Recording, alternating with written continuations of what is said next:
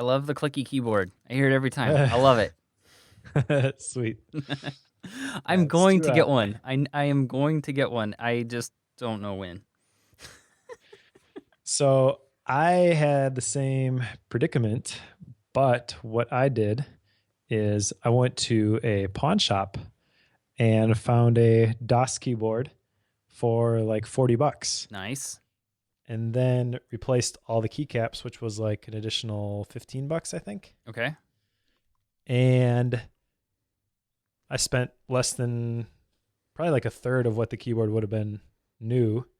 But yeah, it works great. And plus, I was able to customize it. Did I ever show you a picture of my keyboard? Yeah, you sent me a picture of this. It doesn't have any letters on it, so it's just a blank, which is Correct. just absurd to me, Mike. It's true. It took a little bit to get used to, but yeah, it doesn't have any yeah, no markings on the keycaps, but it is color coded. So like all the modifier keys Right. are red, the actual keys are white, the number keys are gray. So I think it looks pretty sweet. Well, I will say that it looks cool. I just don't know how practical it is for me. So But practical, unless you have to actually manually type passwords. yeah, I could see that. Coming from the Dvorak side of things, it just seems I could see the benefit of doing it, but I'm still new enough to Dvorak that I would still look down quite a bit. Now, I know that so on Cortex, Gray and Mike talked about Dvorak here recently. What was that? 3 episodes ago? I don't know how long ago it was, but Yeah, I they can't were talking remember. about it. Gray recommended like putting a little diagram of the keyboard on your screen itself because I don't think he uses a cover because he's a big Dvorak fan. He doesn't Yeah. promote it, it seems, but he's a fan of it at least. But I actually do put a cover on mine, but I'm just using the Apple keyboard, like the wireless keyboard for mine. Okay. But I'm not a huge fan of that. I don't know why. I can't put my finger on why. Put my finger on it. I can't Well, quite nail down why I think that. It's weird. So, what are we talking about today, Mike? we are talking about The More of Less by Joshua Becker. Awesome. And why are we talking about it? Well, it was my choice, so I guess that's why we're talking about it. But if you're asking why I chose it, I don't Yes. really have a solid reason other than I had heard a lot of good things about Joshua Becker through Asian Efficiency. He was on the podcast, which I found that episode pretty interesting. And then I also know that he was at the Think Better, Live Better event last January, I believe. So he kind of runs in a lot of the same circles, and I've heard of him, but I never really read his material, but I heard nothing but awesome things about his book. So it's been on my list to check out for a while. And now that we have a podcast where we talk about books, it seemed like the natural place to do that. Awesome. And Think Better, Live Better. Was that? I feel like that was up here in the Twin Cities area. I think that was in my neck of the woods.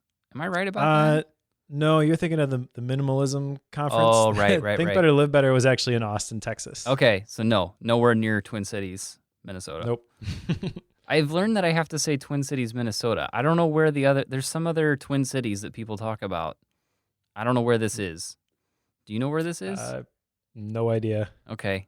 I've had some people talk that I've had conversations with over the phone lately, and I say I'm from the Twin Cities, and they ask me where, and I've not had that ever before. Usually I just say I'm from the Twin Cities, and people immediately know where that's at. I mean, it's big area. I mean, people know where the Twin Cities is, but apparently there are more than one of them. Midwestern mindset. I think growing up in Yes. Wisconsin, there was only one Twin Cities. It's like if I said Quad Cities, a lot of people know where that's at. They know I'm talking about the southeastern corner of, or not southeastern corner, but the south of Cedar Rapids, Iowa area. So, and I'm not even going to be able to play small, but it's the Iowa-Illinois border. There's a little area there around I-80 where there's 4 cities that wrap all together across 2 states. It's kind of messy down there. But anyway, long story short, Quad Cities, Twin Cities. I don't know why I have to keep clarifying that. So the more of less. The one thing that jumped out at me about this, Mike, the title it seems weird. Am I weird in that? The more of less. It seems like it should be more of less, but the more of less. I would love to talk to Josh and ask why the more of less. Unless you get it. Do you get it? Uh, kind of. I know it's a play on words. In fact, if you look at the back cover, he has a saying that says, "Don't settle for more," which is obviously a play on the saying, "Don't settle for less," that a lot Right. of marketers would use. So he's basically taking the approach with this book that everything that we hear in our society and culture about consumerism is wrong. Yeah, and I suppose for the listeners, we should explain the concept of the book. So the more of less, essentially, it's minimalism.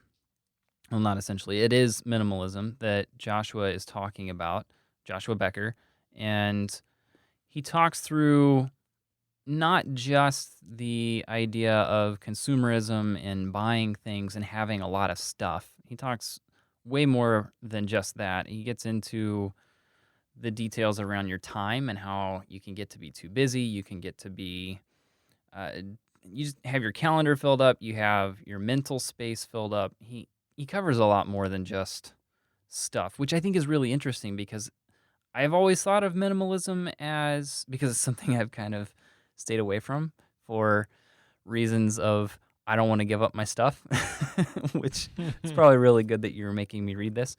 But he does get into more than just things, which is really interesting. Totally. And this book, the way he defined minimalism was very different than I've heard it defined before, which is one of the reasons that I really liked it. He says at the very beginning that the goal of minimalism is not just to own less stuff. The goal of minimalism is to unburden our lives so that we can accomplish more. And very, very in line with the previous book that we did, which was Essentialism, which was less but better. So the whole idea of alignment basically is kind of what I got out of this from a 50,000 foot view, Yeah. borrowing the David Allen analogy. From the top level, what is this book about? It's about minimalism, but it's not just about, like you said, owning less stuff. It is about making sure that the things that you have are contributing towards you moving in the right direction and actually accomplishing your goals. So minimalism is a kind of interesting approach to achieving those ends. I never really thought about it that way, that minimalism could be used as almost like an accelerant in terms of goal achievement, but I actually really like that. Yeah, this is one that because naturally, as we read books and because we're going through them so fast, my wife is a reader as well. I don't read the books that she reads. She reads like historical novels or historical fiction, and I can't do it. I've tried. I cannot do those. But reading about the pilgrims as like diaries from the pilgrims, I cannot do it. It's way too old English for me. You can get the translated versions of it. It's not for me. I can't do it. She loves that stuff, not for me. Anyway, whenever we go through these books, I end up talking to her about them. And it's interesting to see her perspective because in her mind, life just is minimalism. And that's just the way that she always thinks, which would explain why so much of what we're going to talk about today, there's a lot of things that I've already been doing, not because of my own mindset, but because my wife has rubbed off on me from that. So it's interesting to get her perspective on it as well. I almost tried to convince her to jump on the mic with us here today just because she has an interesting view on some of this. But she has quite often tried to challenge me with, do you really need that? Does it really, like, what's your purpose in having that thing around? No matter what it is.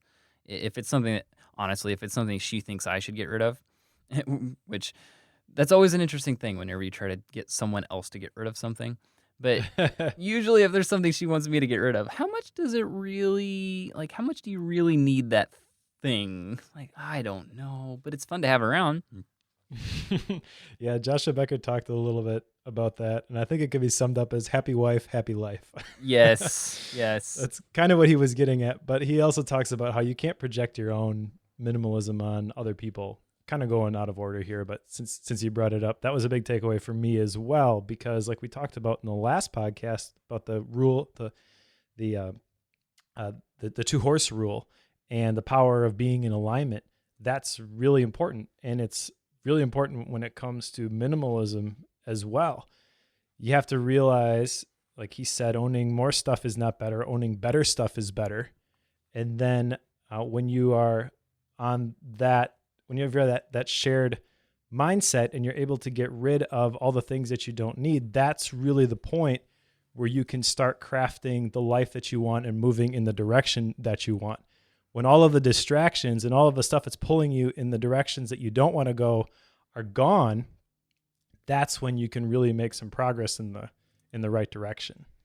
Yeah, I like his story of how he got into minimalism.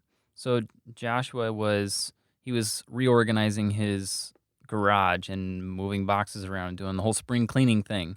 And he I don't remember what it was. What was it that he found? His son was helping him. Was it like a wiffle ball or something? I don't know. His son found something in the process of cleaning, and he went to the backyard to play with it. And Josh was continuing to clean out the garage, and he kept saying, I'll be right there. I'm almost done. You know how this goes, and you end up doing it all day, and the next thing you know, you spent the whole day moving boxes around. And he had a conversation with his neighbor, and his neighbor was talking about her daughter, who basically has decided that she didn't need all this stuff. And that was just a trigger for him, that you don't have to have all of this stuff. All the things that he had in boxes really didn't matter. And ultimately, it was keeping him away from playing with his son, which he valued. And it didn't make sense that he had to move all this stuff around in boxes. And I totally can resonate with that. We've got kind of an attic space above our garage. And of course, it has all the things like Christmas stuff and decorations and bikes for the future when our kids get a little older. I mean, there's just a bunch of things that we just hold on to.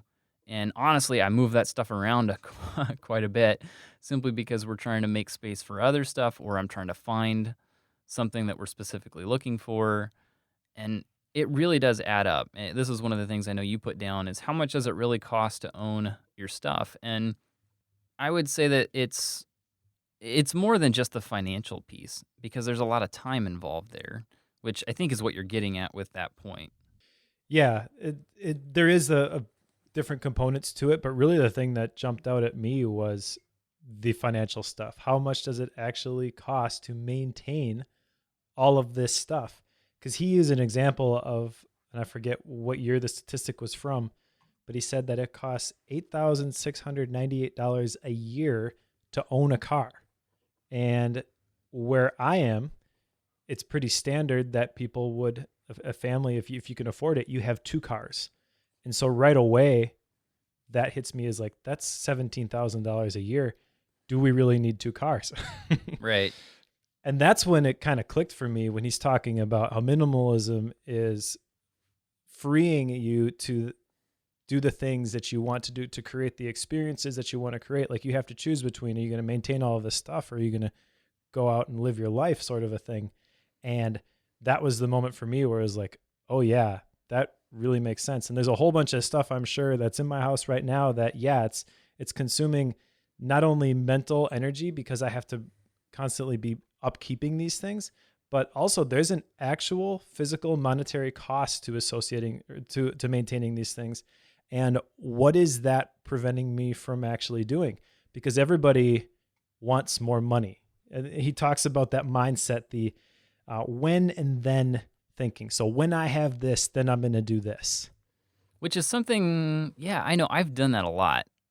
My wife and I talk about it a lot. It's like, oh, well, when this business deal goes through, that means we could do this. And it sounds fun. It's fun to dream. But going through this, it makes me wonder how much do we lose by dreaming like that? And how much do we actually end up spending time it's all over? Exactly. There's a quote in there, not from Joshua Becker. He quotes, I think it was Will Rogers. He said that too many people spend money they don't have to buy things they don't want to impress people they don't like. So Yeah. that's a lot of time, and then or a lot of money, but then also a lot of time to maintain all of that stuff. And if you really boil it down, why did I buy this thing in the first place? I guess after I read this book, and I haven't gone through everything, like the book is kind of written where he walks you step by step through applying a minimalist mindset and approach to going through everything that you own. And I have not done all of those individual steps because of the timeline that we had to read the book. But I get that concept. And as I'm looking at the things that I have, I'm like, yeah, what was I thinking when I bought that? Right. Why right. do I still have this? Going back to essentialism last week and the sunk cost fallacy. If I didn't already own this thing, would I buy it today? And a lot of times the answer is no. Right. It made me, and this pains me to say this, Mike, but it made me think about, because I'm a fountain pen guy, so I like pens, and I got Mike to use one of my fountain pens when we were at MacStock. So I don't know if I've converted you or not, Mike, but I'm a fan of my fountain pens, and I currently have 3 that I use. Well, 2 that I use all the time, and 1 that I just kind of keep around for little beat on it type scenarios. But I rarely use that one, and it actually made me stop and consider giving that away simply because. So if you want a pen, Mike. So it was just one of those things like, oh, now maybe I don't need that. And I hate asking that question. So this is what I love this book and I hate it at the same time. Yeah, I definitely had the same feeling when I read it. And I know you have something on here about the story of the woodworker. Oh, But yes. He tells this story of a guy by the name of Dave. I don't remember if that was his real name or if it was his given name in the book, but he tells a story about Dave starts his journey of minimalism, does the typical, he has his methods that he gives you for how to get started and how to get into it. And Dave eventually gets to a point where he wants to travel, or he wanted to start to give a little more, and he made him reconsider. He had a shop full of woodworking tools, and this was very painful for me because I have a shop full of woodworking tools, and I love using those. But the difference here is Dave ended up selling his entire wood shop worth of equipment because he was giving up the dream and the idealism of being a master woodworker and being a craftsman because he just didn't do it. He just didn't take the time for it. In my scenario, I'm probably not going to give those up because I actually do put those to use fairly frequently. I'm probably out in that shop at least once a week building or working on something. So you're not going to convince me to sell my wood shop tools. Just saying. But yes, whenever I read that, I was like, oh, don't sell them. Come on, just hold on to them. Yeah, there's a quote that I wrote down here that goes along with that story. It says, sometimes parting with our possessions means giving up an image that we've created in our mind of the person we would like to become. Sometimes minimizing possessions means a dream must die. And when I read that, like I can totally relate to this because I've gone through this in my own life. And I know that it can be painful to let those things go.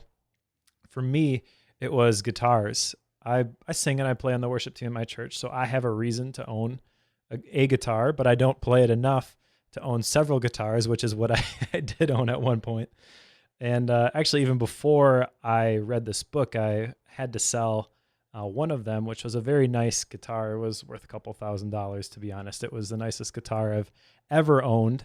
But what I came down to was I can only play one of them at a time, and this is not the one that I enjoy playing the most. So it had to go. And for a long time, pretty much since I've been in college, I have been collecting guitars with the projection of this image that someday I'm going to become a phenomenal guitarist. But in reality, I don't carve out the time to practice as much as I need to in order to become a phenomenal guitarist. So that was a dream that had to die, but that doesn't necessarily mean that it's a bad thing. Letting go of those dreams can actually be a really good thing. Joshua Becker says that the definition of minimalism that he uses is the intentional promotion of the things that we most value and the removal of anything that distracts us from them. So the fact that that dream died is not negative, because all it's saying is that that dream is no longer as important as some of the other dreams that have taken its place. Like I recently became the coordinator for the men's ministry in our church. That is something that really brings me life. That is like the thing that I was made to do, so to speak. And that brings more joy, more happiness, more fulfillment than becoming a great guitarist ever would have. So that's not a bad thing, but it took some rejiggering, it took some redefinition, and it took me saying that, yes, this is never going to happen. Yeah, and he talks about how nature abhors a vacuum. And just to kind of decode that a little bit, so in nature, just in the world of biology and everything in the science realm, anytime there's an absence in a place, something fills it. So if you remove a tree from the backyard, grass is going to fill in, weeds will come in, like plants can take that place, but it's not just going to stay bare. Something will eventually fill that space. So whenever we think about removing things from our lives, it's the same thing. It's the same mechanic. Whenever you remove something, it gives it a place for something else. We talked about this last time, where saying no to something allows you to say yes to something else. And the more of that happens in this particular case with stuff or with your time, the more that you're able to say no and remove things that are taking up that time and space, it opens up the door for some good things. So killing a dream can be a very good thing, even though it might be a little painful up front. Yeah, it's definitely a good thing. And it is painful up front, but it absolutely must be done. And for me, where the rubber hits the road is in the area of time. Because when I read that, you have to have the time you have to have a buffer, you have to have a margin in order to go after these other things. I recognize in myself, and I'm sure other people can identify with this as well, where the default is to maintain the status quo, to maintain the things that we've been doing. So this book was great, especially on the heels of essentialism. I feel like they're kind of bookends of this concept and this revelation that I am getting through the last several weeks. But they're complementary. They're different, but they're complementary. They support each other in that even maybe I wasn't fully persuaded at the end of essentialism, I completely am now, that I need to make sure, because my tendency is to always be doing something productive, quote unquote, to always be doing something that is going to be checking some boxes in terms of, is this actually helping me accomplish a goal? And what I am realizing is that I need to create time on my calendar. I need to have time in my day where there is nothing there, so that if another opportunity were to come up, something that is better, something that is more aligned, then I have the capacity to say yes to those things. If you do not have that margin, you will not even see those things when they are presented to you, because you'll be head down, focused on the task that you're going through. Does that make sense? Yeah, so this plays into, we kind of skipped over the follow-up piece because we got excited. But I think this plays into, because we were a little bit nervous about the essentialism playing into the more of less back-to-back. It seemed like they were close to the same topic, at least on the surface it seemed that way. But I think you're right. Having the two together in succession like that really plays it nicely. If you're wanting to read books in a certain order, I would actually recommend that, simply because when you go through essentialism and you're talking about how do you decide where your highest level of contribution is, like how do you decide where that is and get the mechanics in place, the daily routines in place, the time for play, evaluating what it is that you're doing, how do you take those things and decide which ones are the right ones to be working on? It's like I've been talking about. Essentialism is a decision framework. It helps you make up your mind as far as what to do. And minimalism, and through the more of less, Josh does a very good job of explaining how cutting back, like what you're saying, doing the reevaluation process can be extremely helpful. I did a little bit of that. I messed with my daily routine a little bit over this past week, and then I did a little bit, and I kind of did it while we were reading Essentialism of the reevaluation process on a lot of the projects that I've got going on. I know you were talking about doing that. Did you get a chance to do it, or is it still on your list of take the time to say yes or no to projects? Well, one of the things specifically that you challenged me to on the air was to go through. And I left it in too. You did. Was to go through my list of commitments with my wife. And I did do that. And we identified some things that I need to say no to. And it was interesting because right after we had that conversation, I got a call. Well, because one of the things that I've been doing a little bit here and there is because I have the ability and I have the tools to build, especially WordPress-based websites pretty easily. It's kind of easy money. So I do it occasionally. And there was somebody who called me about a month ago, said, hey, I got your name from this person. They said that if you need a website, you're the guy. So I called the guy back the next day and left him a message. In the meantime, totally forgot about the conversation that I had with him, went through this exercise with my wife, realized that, yeah, the web stuff, while it's not a lot, it's definitely not essential. It's not part of the less but better vision. So that's got to go. And then literally the day after that, this guy calls me back. It's the way it works, hey, isn't it? Well, listen, like because I had already made that decision with my wife, this was easy. But he left me a message and he says, "Hey, yeah, I guess we've been playing phone tag, but this is so and so. Called you about a month ago, wanted a website." And instantly, because I had made that decision, that the answer is easy. I'm not going to do it. But as I was thinking about it, why would I have ever said yes to this guy in the first place? I probably would have if I hadn't resolved that in my head, just because, like I said, it tends to be easy money. But this is the type of person that I absolutely do not want to work with, an unresponsive client. He calls me, I call him back the next day, and then I wait a month for him to return the phone call. If I had taken that job, that would have been nothing but frustrating, and there would have been no way it would have been worth the cost or the money that I would have gotten from that particular job.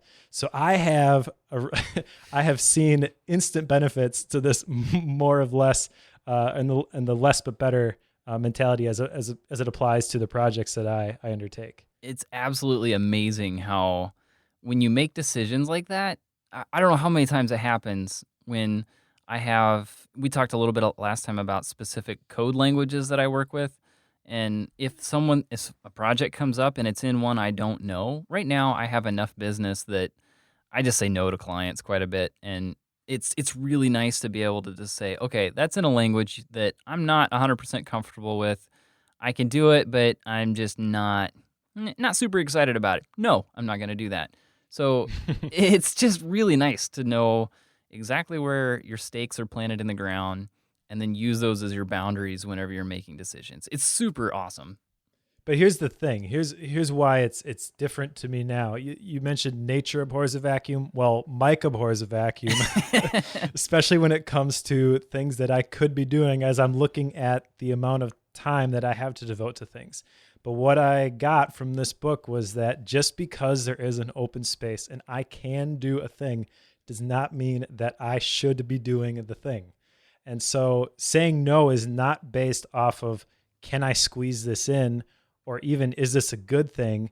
But is this the best thing? And if it's not the best thing, go ahead and say no, even if that means that there is some time that's open there. Because again, coupling it with the last book that we read, Essentialism, one of my takeaways was more time for play. I'm not there yet. I'm learning to become okay with not having anything to do. And I believe, I'm hoping that this gets easier and that I'm going to see some tangible benefits from it. I believe that I will, but I need to get to the point where I am just okay with not doing anything. I am okay with quote unquote wasting time, because what it's really doing, it's not wasting it. It's investing it. It's letting my system, my mind, my body, my willpower, my emotions recharge, so that whatever I do next is going to be more effective. And I have seen that. Where I've I've carved out a little bit of time to play and just to wind down and relax.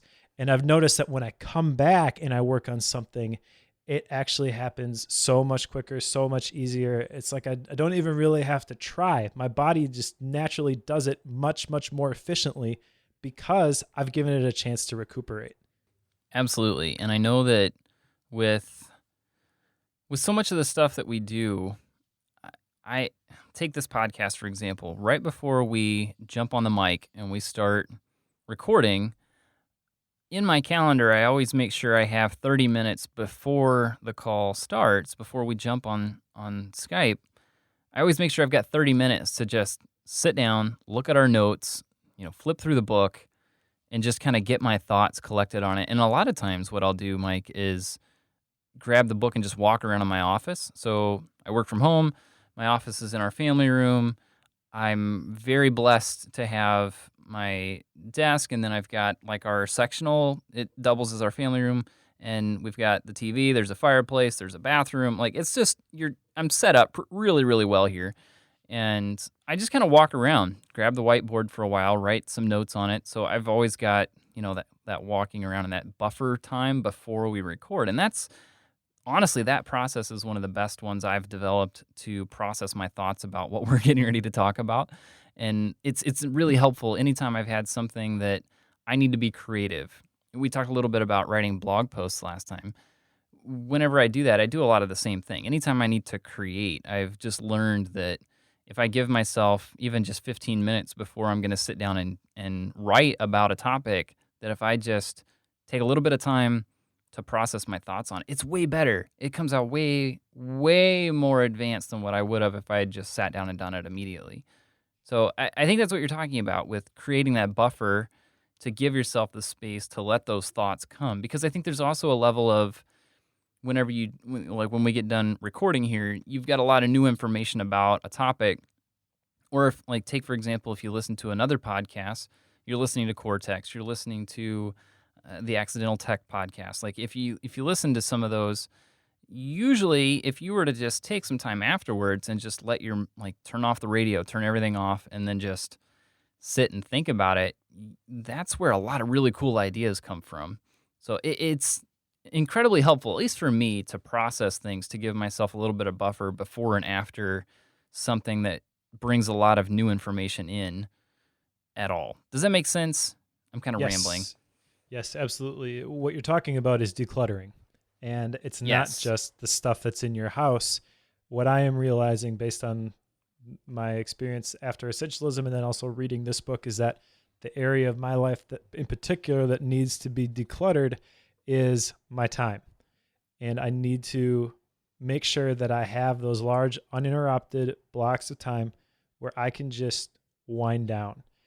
And if I work around those, if those are my big rocks, going back to the famous Stephen Covey analogy of the jar, and you put in the big rocks and you put in the smaller rocks and you put in the pebbles, then you put in the sand. If you prioritize the downtime and then work around that, what I'm finding is that I can actually get a lot more done that way in less time. So I can still get done everything that I need to do, but I can also have that buffer period, that margin where I can recharge. And that helps me not only in terms of moving things forward in terms of my projects and business building and creating and stuff like that, but it has benefits across the board in my family, spiritually, emotionally. Like you can't overstate the importance of that, and I think I have been undervaluing it for far too long. One of the things that he does in this book, because the crux of the whole thing is stuff and the items that we buy, and when he jumps into the piece of how to actually start doing this, because he's awesome and actually gives you practical tips for how to minimize, which is amazing. One of the things he talks about is the most common areas that need to be decluttered or cut back. And the ones that he starts with are books, paper, technology, keepsakes, your house. You're not touching my books. Sorry, Josh. in your car. See, that's what I was saying. You're not. I have a bookcase, and I've cut back a lot on like the books that I have held on to that I've never read that I actually don't really want to read. I had a lot of those from college, and I did cut those back, but that was like 2 years ago.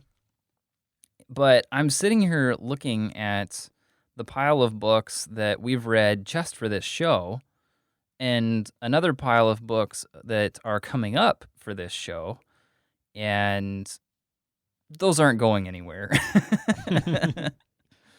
But it's interesting because I think that Joshua Becker would be completely okay with that. That's one of the things I really liked. At the beginning, when he's talking about minimalism, he makes a very important statement, which honestly kept me interested in the rest of the book, because he talks about how minimalism is not just getting your stuff down to a certain number of possessions.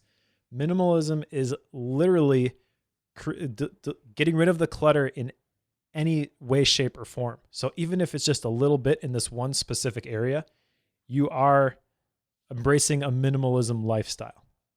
And so I think he would be completely fine with saying, like, books are your thing. That's fine. You've identified those as important. So as long as they are not detracting from what is most important to you, then yeah, absolutely keep your books. He was very what's the word I want to use here?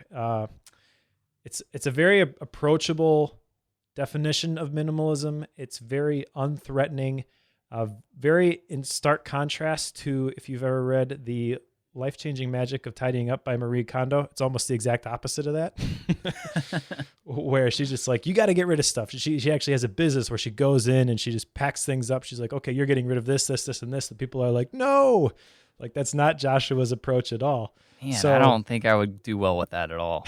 There may be a cop car out front. Yeah, and kind of, her results speak for themselves. So I'm sure that they're definitely, her approach definitely works.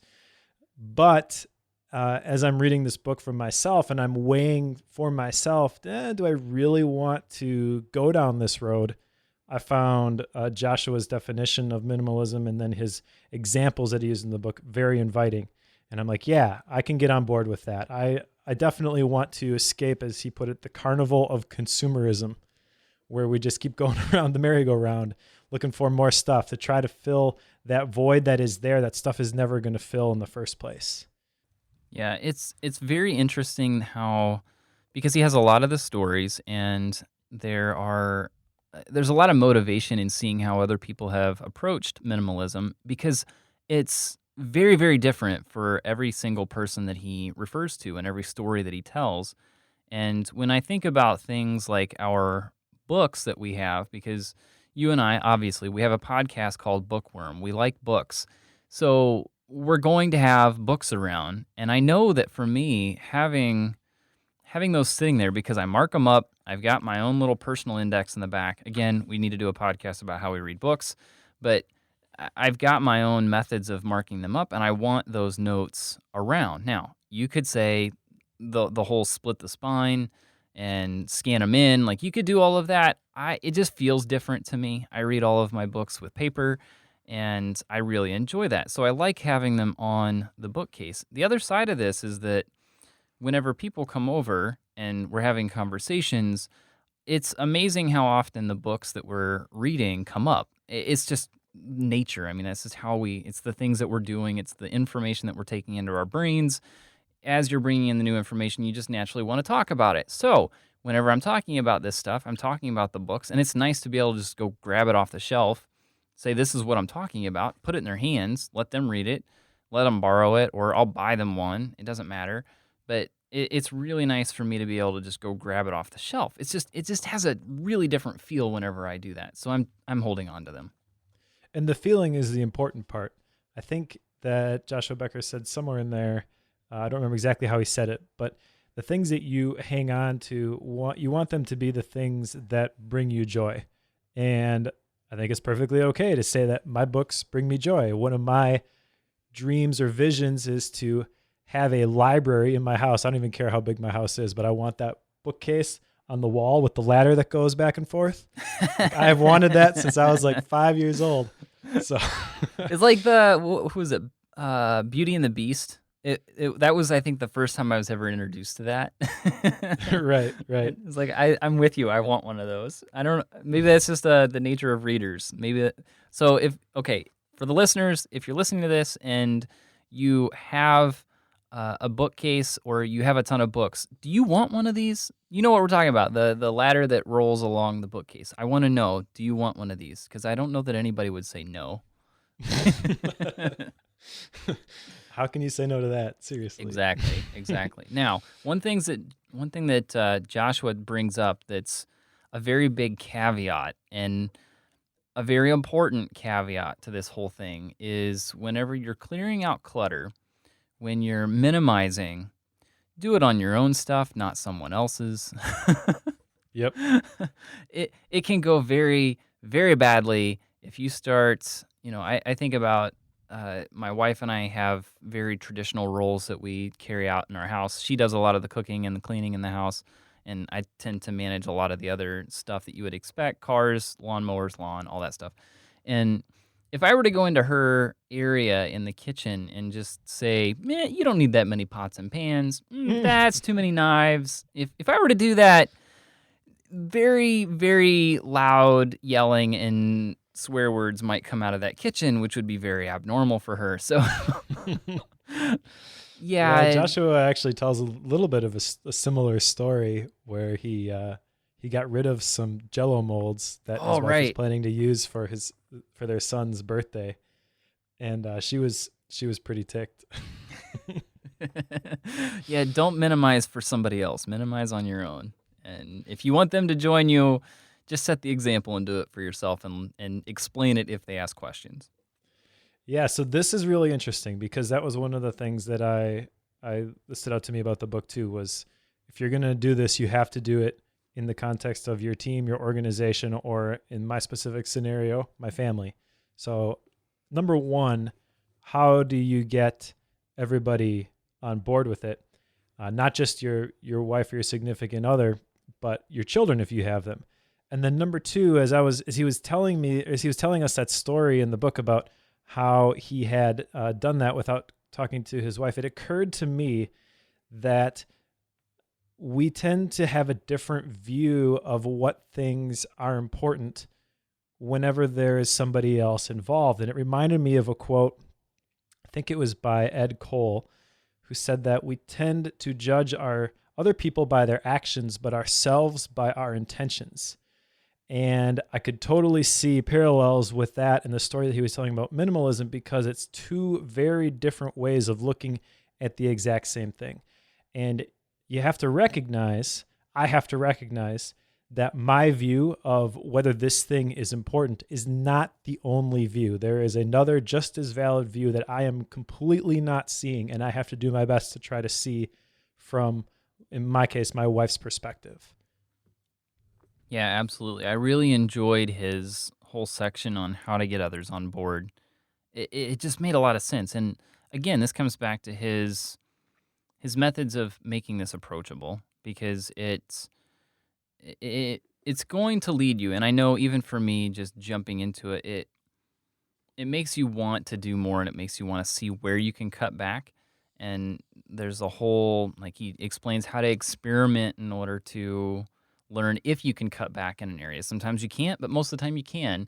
But trying these things out and then talking about them with others is an awesome way to try to influence them into making the decision to minimize as well. But it's not forceful and it's not intrusive.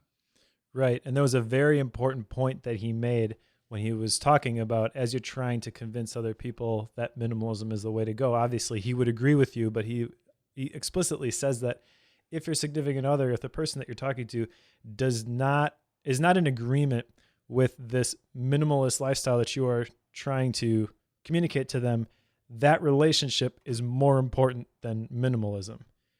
He said, people are not the same as possessions. Relationships are not transactions. Don't love things, or even the absence of things. Love people. That is really, really important, especially because I know myself and I tend to latch onto an idea and I'm like, this idea is amazing. Everybody needs to know this and apply this right now. And I get really frustrated when I'm trying to tell people about this thing and they're just not getting it and they're not interested in it. And sometimes it can frustrate me to the point where I actually get angry and I'm like, well, if you have no interest in helping yourself, then I'm not going to waste this on you, so to speak.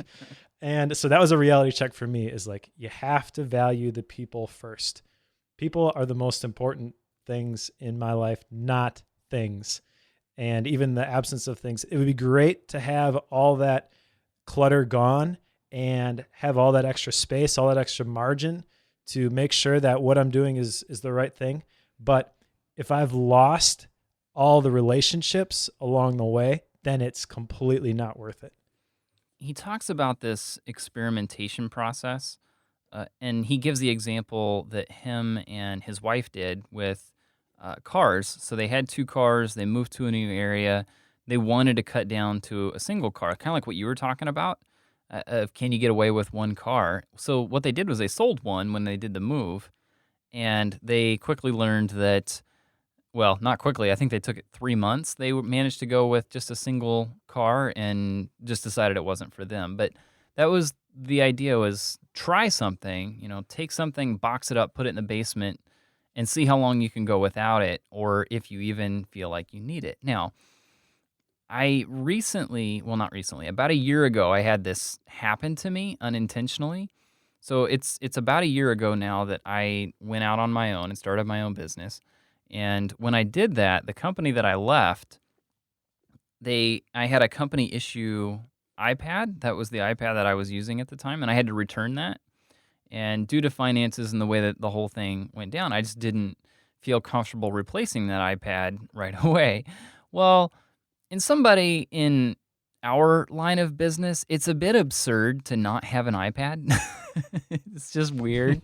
So everybody has an iPad, everybody has an Apple Watch, everybody has, it's just the way that it is.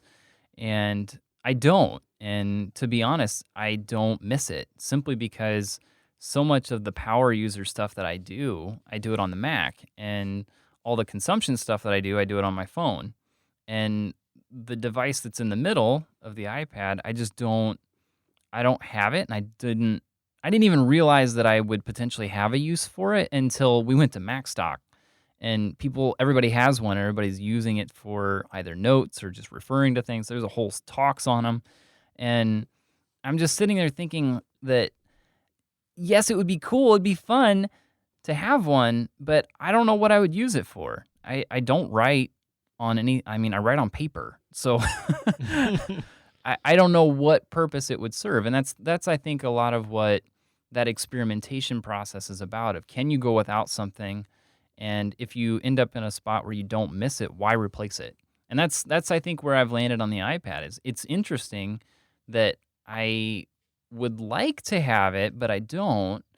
And I don't really see where buying one is worth it, which is a bit like blasphemy in our world. Yes, definitely. I had the same revelation. I didn't have the exact same story or situation happen to me, but he tells a story about the guy who packed up all of his belongings into boxes and then just opened them whenever he needed something. Mm. And at the end of 30 days, most of the boxes were still packed. And so that has kind of challenged me to take the same approach to, first of all, categorize and inventory everything that we own, because I don't think I've ever actually done that. And then from there, ask myself a question, if I didn't already own this, would I buy it? Do I really need it? And one of the things that I am really looking forward to, I love the story that he talks about how he they did a garage sale and it completely bombed. Yeah. And once in a while they'll sell stuff on eBay, but most of the time they give their stuff away, or they gave their stuff away while they were pursuing minimalism. I absolutely love that approach, because I really like to serve. I really like to give people things. And he talks about how minimalism actually facilitates increased generosity. But I can already picture scenarios, and my takeaways, my action plan, I guess, is to, like he said, start with my car first, because a car typically, especially if you have two cars, your car is kind of your area. So if you are thinking about embracing minimalism and you're not sure if you're going to have any agreement with your significant other, they won't say anything if you're focusing on minimizing your car first. And then from there, my closet. And from there, I mean, there's a bunch of different areas, but cataloging these things and then identifying the things that I don't need. And then instead of trying to get a few bucks here or there for these things and loading up the things in the car and taking them to a pawn shop or creating all the listings on eBay and trying to sell them, just looking for people that I can bless and say, here, have this thing. I don't need it anymore. I really like that approach. I think that is the thing that will actually get me to embrace the minimalism, at least to a certain degree in my own life. Because if I had to take the stuff and try to get rid of it, try to sell it, I wouldn't do it. Most of the time, when I get something new, I have an idea that I'm going to sell this thing, but unless I do like an electronics item on Gazelle or something, most of the time it goes on a shelf and I forget about it until it's too late to actually get anything for it. So I think that that's going to be the thing that finally gets me moving in this direction. I'm already seeing it. I'm looking around my house like where are the things that I can give away. And I'm making a list. I'm keeping it in drafts on my phone, but I'm actually really looking forward to that part of it. Yeah, it's interesting because I did start you can't help yourself. I mean, you go through these books and you just can't help yourself to get started sometimes. So I did the easy stuff of just go through your closet. How many clothes do you actually need?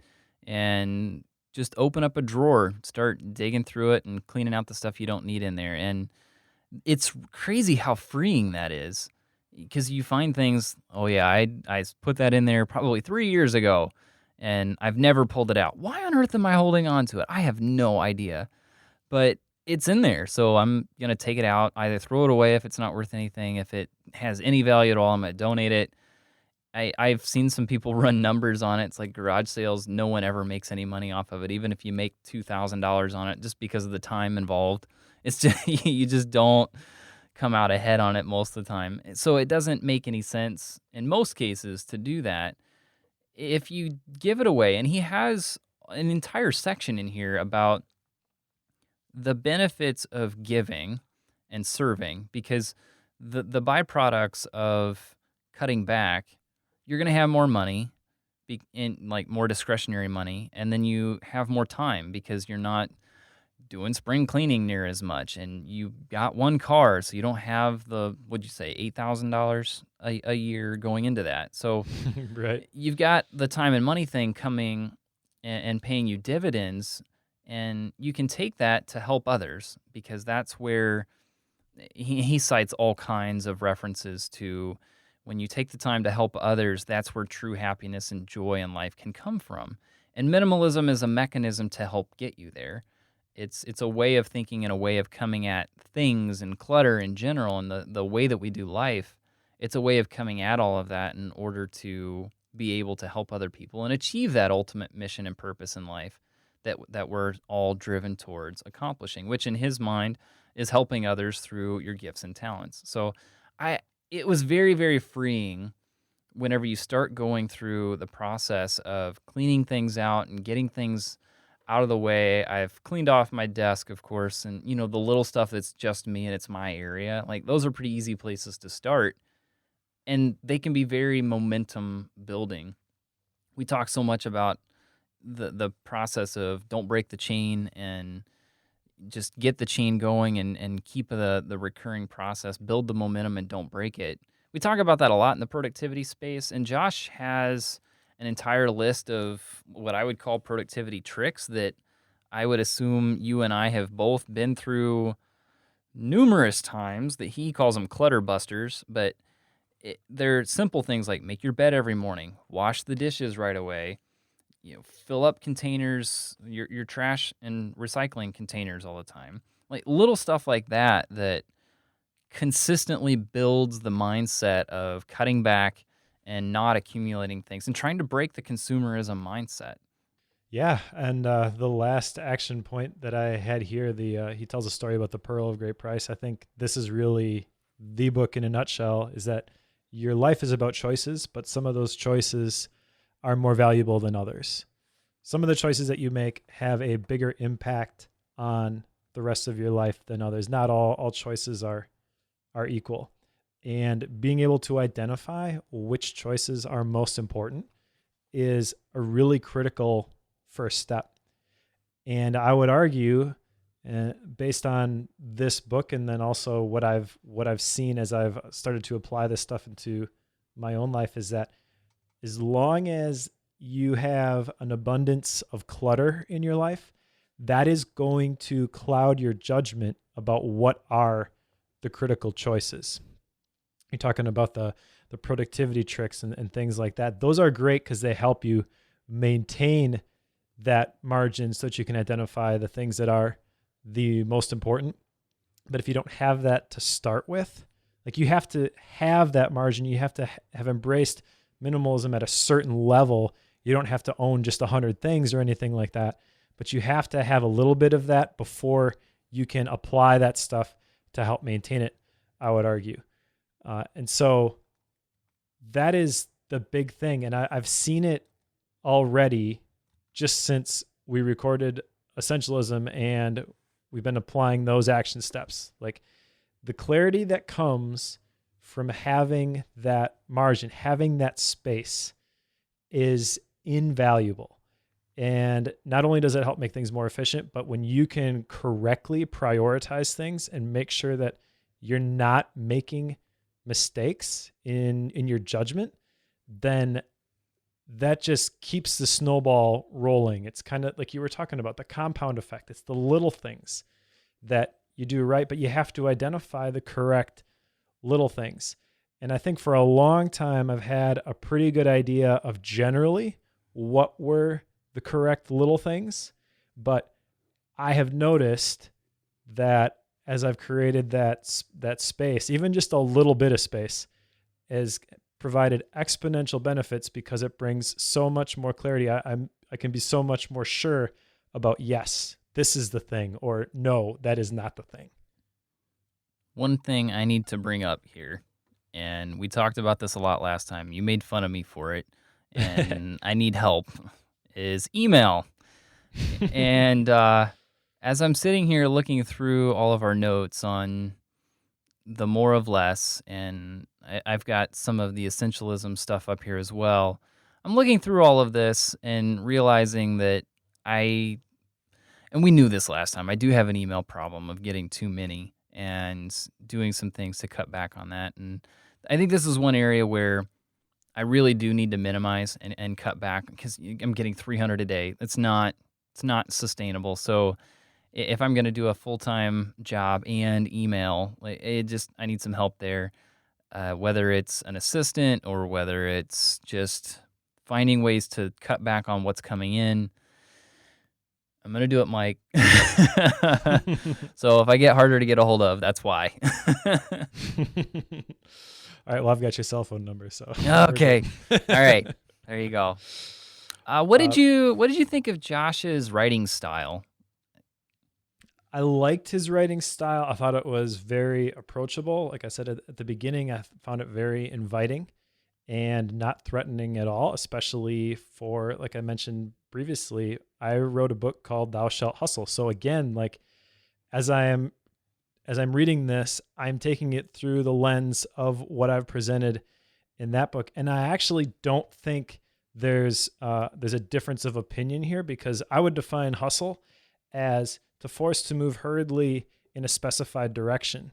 That specified direction is the key thing. And I think that's what Joshua Becker would say as well. So removing the clutter would help you hustle, I guess is how I would say it.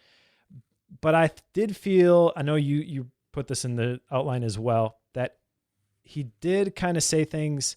I don't want to say it was long-winded, but he could have said things a little bit more concisely, I thought. When I wrote my book, I was really laser focused on that, though. I think my book is something like 20,000 words because I wanted it to be short. I wanted people to be able to sit down and read it in one sitting if they wanted to. So that's the only thing I would say about this. But his style, I really liked. The outline of the book, I really liked. And I really liked his conclusion about how minimalism is great, but it's not just for you. It's so that you can go and you can be more generous, and then because you've become a better steward of what you've already got. And again, this is where like there's a ton of synergy between what I would say is in my book and then his book as well. Is like it's all about the stewardship. It's all about making sure that everything that you are doing is hitting the mark, and then accumulating more, not so that you can have more, but so that you can make more of a difference. He talks about the foundation that he set up and things like that. I thought that was a great way to end it, that story about the Hope Foundation, I believe is what he called it. So I thought that was just like a great crescendo, a great end note, and really challenged me to think about how am I going to up my giving, because really it's all about the legacy. It's all about the impact that you're going to make in the world. So I really liked that, but it was a little bit longer than maybe it needed to be. Yeah, there were a handful of places that I just wanted him to be done. And that's why I say he was a little long-winded in some cases. I'll contradict you there a little bit, but he would cover a topic and he would tell a story about it, and it was a case where, okay, I get the idea, I get the point, I'm with you, and then it felt like there was another half a chapter to reiterate it. It's just the way it came across to me, and he has a very good writing style. It's easy to read, so he keeps you engaged. But I felt like we were covering the same thing multiple times in a few different areas. So that was my only complaint really with it, was just from hitting the topic multiple places. But at the same time, I know that some people need that. Just having written on the blog and reading a number of books and talking to people about them, some people absolutely need that because it's the reiteration process that makes it hit it for them. It just gets to be too much for me. It's just a personal preference. Yeah, it's not really anything wrong with the writing style, but it's a very fine line that between for me personally, where it's like, okay, let's move on, and just really cementing the idea that he's trying to communicate. Yeah, as a writer, it's really hard to find that balance. You feel like you found it once, and then, wait, no, that's not right. That's too much. Or, no, that's not enough. What is that? I don't even know. If I read that for the first time, it doesn't make sense. So, yeah, it's hard. It's hard to find that balance. So it's hard to apply the more of less to your writing style. It's true. It's so true. It's true. So how would you rate this, Mike? I've been thinking about this a lot. I would say at the moment, I'm going to give it 4 stars. But like I said, this really kind of put a punctuation on some ideas and some things that have been stirring since essentialism. So if this book is the catalyst for the type of change that I think it will be, I could definitely see it being a 5. Because ultimately that's why you write a book, is because you want to make a difference. But at the moment, just based off of the content itself, I'm going to say 4 stars. Yeah, I'll join you on the 4. And some of my rationale is what I was just talking about, the reiteration process and my personal preference on it. But I'm with you on the idea that I think this is one of those, and I don't know how much of this is because we just finished Essentialism. I'm wondering if that's not coloring our opinion on this a little bit, which is okay. It's okay. But I wonder if this is one, especially in combination with Essentialism, that between the two, that the rating on it might go up over time, that as you start to implement it, you realize, and some more of it makes more sense, that you come at it a little bit differently in the future. I don't know if there's maybe some of that there.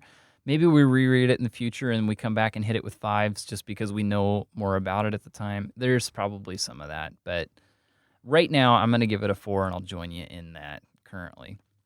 So, upcoming books, what comes next? The one I have selected for us to read next is Deep Work by Cal Newport. So I'll jump into that one tomorrow. That one's got a lot of hype around it, at least here recently. So that's one of the reasons I've picked it. But that's what I've got up next. And then following that, Mike, what did you pick? I picked The Power of Full Engagement, which is by Jim Lear, I believe, and Tony Schwartz. Oh, that's a good one. I've heard of a lot of people rave about this one. That's what I've heard as well, and I kind of can't believe that I haven't read it yet. So I feel like I have to pick it next. All right.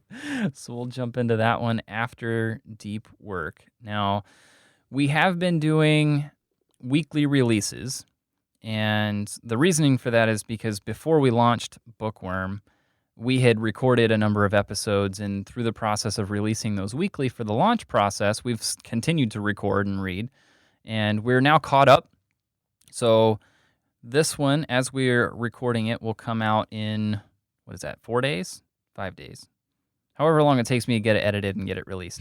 And so it'll be the next Wednesday. That's the plan. And whenever that one comes out, then 2 weeks from that, Deep Work will be released. So The More of Less will be released on this upcoming Wednesday as we're recording this. And the next one will be 2 weeks after that. So we're going to shift into our plan for bi-weekly releases. So if you're following along and you've been reading with us, you don't have to do it every week now. You can take 2 weeks to read a book. So Get a little bit of a break. Yeah, so that'll help us out a little bit there. Some other things that we have just that I'll just mention because we have them around is recommend a book. So if you're listening and you have one that you want to hear us cover, there is a button on our website, bookworm.fm. Just go to bookworm.fm. It's right in the sidebar. Click on recommend a book, and you can submit your recommendation there. At the same time, you can also, at bookworm.fm, you can scroll down on the sidebar and find a book list, or it's bookworm.fm/list, and that shows a list of all the books that we have finished reading that has links to the episodes. There's a list of the books that we are planning to do along with the recommendations that have come in as well. So you can get that full list there on the website. Do you want to talk about remarks? Sure. And we mentioned this in the last episode, but there's a service. It's called remarks.fm is the website. And there's an app available. It's a social podcast player. So it's the perfect medium for a quote unquote podcast book club. And we're not fully in on this, but we're giving it a shot. So if you want to engage in the conversation, definitely check out remarks.fm. Basically, you can play the podcast. There's a speed selector, and then in line. So basically at specific time codes, you can leave comments, and then we can jump in and we can respond to those comments. So it's a way for you to join in the conversation as well. And then the other thing is that if you enjoy the show, we would love it if you would go over to iTunes and leave us a review. It really helps other people discover the podcast. So if you love Bookworm, go ahead, leave us a 5-star review. Even if you don't love it, leave us a review and let us know what we could do better, because we're always open to constructive criticism. Absolutely. And again, if you're reading along, Deep Work comes up next. So if you want to jump in on that one, we'll start reading that one tomorrow, and we will put together our notes and we'll go through that one next. So thanks for joining us on the journey, and get to work reading Deep Work.